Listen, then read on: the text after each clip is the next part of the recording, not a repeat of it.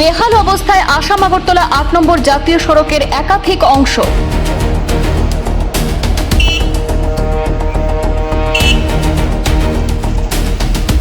ভাঙাচোরা রাস্তায় বিশাল বিশাল গর্তের মধ্যে আটকে পড়ছে যানবাহন।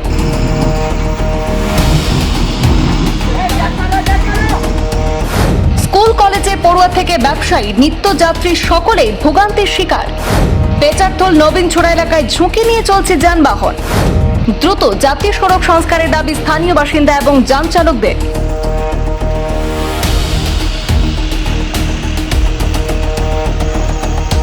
আসাম আগরতলা ৮ নম্বর জাতীয় সড়কের পেচারতল থেকে নবীনছড়া একাধিক এলাকায় রাস্তার বেহাল দশায় সমস্যায় পড়েছেন যানবাহন চালক থেকে শুরু করে সাধারণ মানুষরা।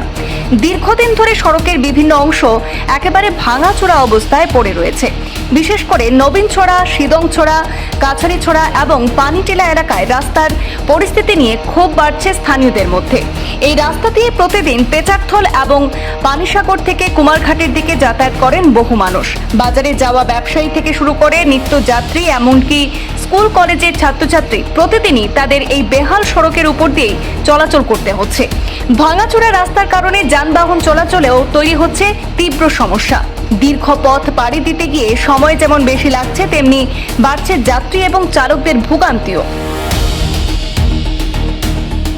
স্থানীয়দের অভিযোগ, দীর্ঘদিন ধরে রাস্তা সংস্কারের দাবি জানানো হলেও সমস্যার স্থায়ী কোনো সমাধান এখনো পর্যন্ত হয়নি। ফলে প্রতিদিনই একই পরিস্থিতির মুখোমুখি হতে হচ্ছে সাধারণ মানুষকে।